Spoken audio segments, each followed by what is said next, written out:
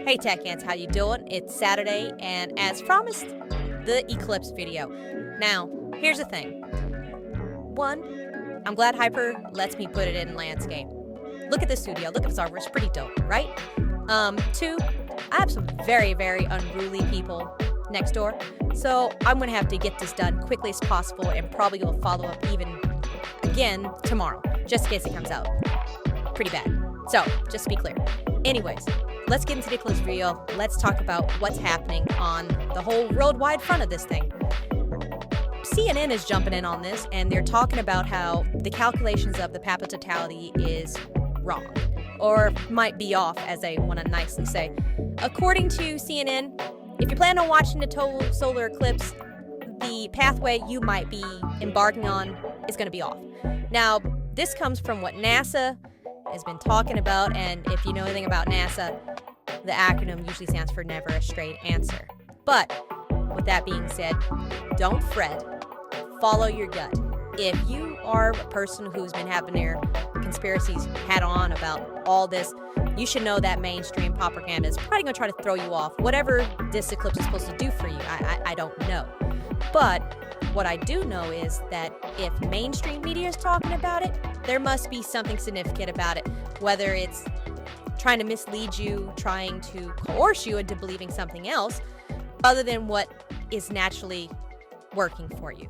So with that being said, we're going to move on down to where they're talking about the calculations. They're saying the calculations that use a slightly larger radius for the size of the sun yield an eclipse path that it's slightly narrower, says a NASA spokesperson.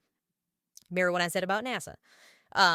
Not mocking them, they have done some great things. But anyways, as for viewing purposes, NASA recommends that spectators head for the middle rather than the perimeter of the pathway.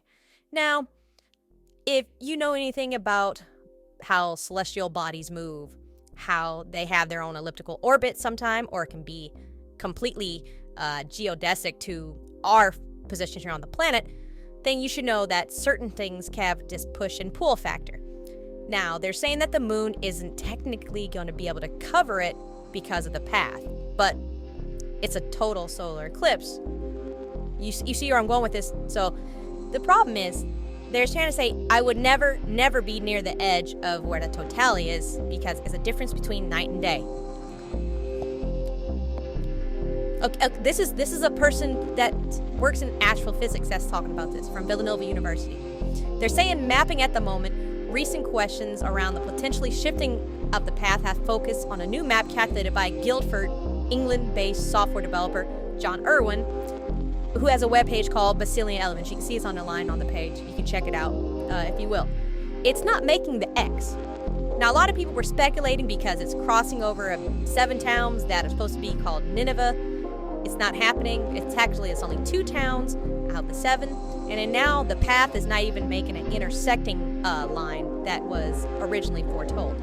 So you can see the image here. A woman shows a map of the eclipse path during the Solar Eclipse Festival in 2017. This is the one that people are making it look like X, and the days before the total eclipse on the actual 21st. It didn't land where it's supposed to land.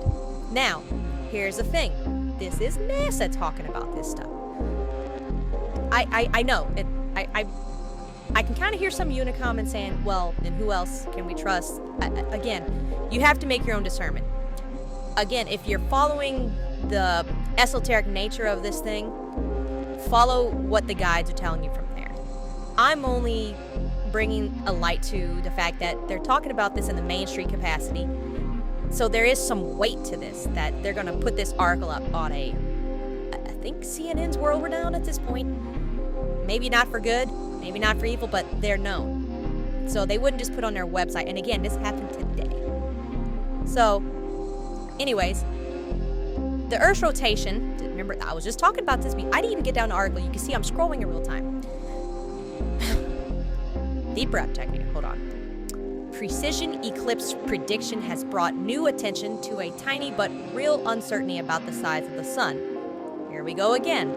Remember, if you pay attention in 8th grade science, if you're in America, we were talking about the distance of the sun measured in AUs and how large it is in diameter. Here we go. The uncertainty of the size of the sun. NASA statement reads, uncertainty in the Earth's rotation can also affect because predictions on this level. Again, I know it's like you're talking about large celestial bodies, and then the sun itself is this large gas body, right? But throughout the human history, people have been looking at the sun, measuring it to the best of their abilities, don't get me wrong, with the tools they had at the time. But now that we got the sophisticated information, you would think we would have a finite detail on it.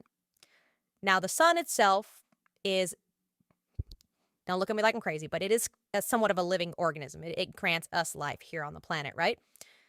But it doesn't say anywhere so far, at least so far, that the sun itself is either gaining in mass or decreasing.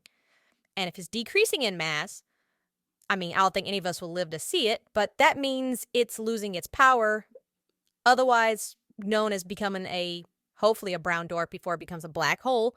It just sucks everybody up. But let's move on. That's another thing.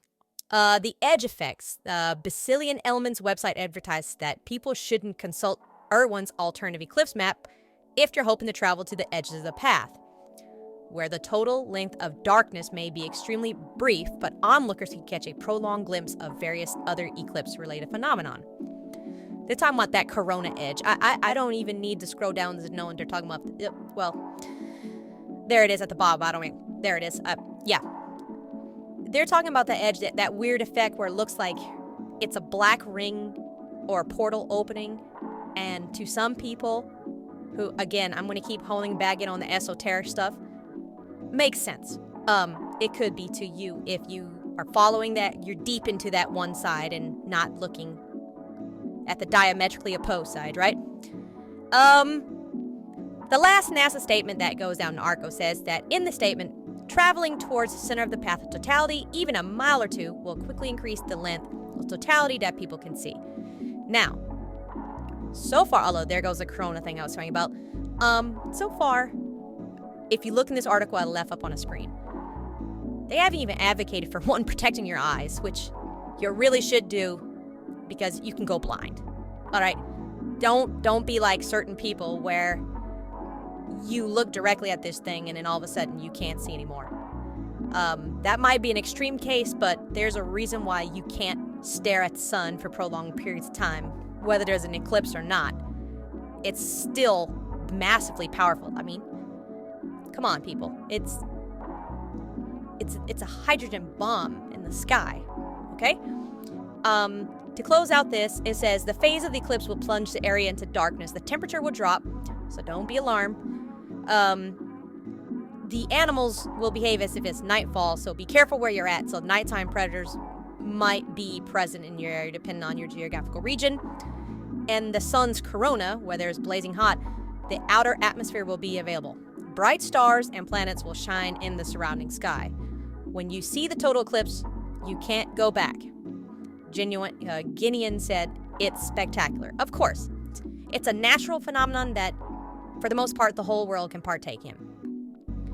So, what was the point of this video? The point of this video was to say, hey, listen, I did a video prior just talking about the eclipse and how it was lined up with esoteric values, and then here's the logical side of it, and it's up to you to make your own discernment at the end of the day. That is the point of my channel, is to bring tech awareness to things and bring some type of sensibility to it. Oh, my phone just went off. Sorry about that. With that being said, be careful. Those were the major things that I could pull out from the article. Keep in mind, it's all propaganda, so follow your instinct. But don't not be advised about the other things too. So, I hope you enjoyed this little video segment about the eclipse and how at the last minute they're trying to throw like little curveballs or wrenches into the system, if you will. And again, enjoy it. It is a natural phenomenon. The next big one and the last one of this century is happening 3 years from now, where the sun will be at its solar maximum. And I would suggest that you start preparing now. Since we do live in a very digital world, I'm not saying an EMP could happen, but if it's a type of an X-class solar flare, and you can look this up for yourself, or if you want, I can do a video on X-class solar flares too. I find them very fascinating. You have time. You have time. And I'll say this one more time about the esoteric things, since I was told about this, and I have to do my own research still too. But things happen in sevens, not just threes. For some reason, the odd numbers are favorable for whatever reason. And numerology is a real thing. So that is the last bit of technical information I will give you. And with that being said, I will catch you tech hands on the next one. Be safe. And okay, I will say this last bit, but don't necessarily quote me on it. Check your local library if you can get those solar shades. A couple of government websites did put out that your local library will offer them. Call first. Don't waste your gas or ride a bike or whatever you do to get there. Call first and ask. And that's the last bit of it. That's the last technical information. I hope you guys have a great Saturday. This was the video I promised, and I delivered. Anyways, see you later, tech heads. Bye.